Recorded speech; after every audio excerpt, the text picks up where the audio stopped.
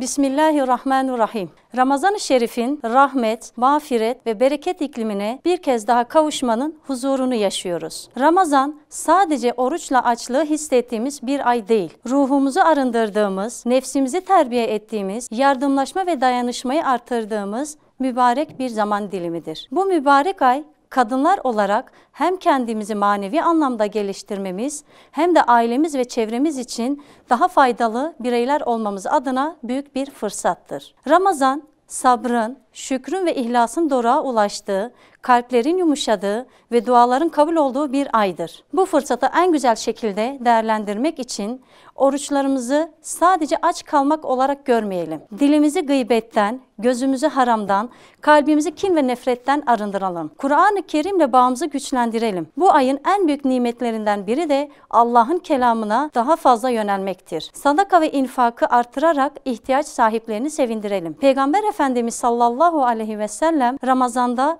en cömert haline bürünmüştür.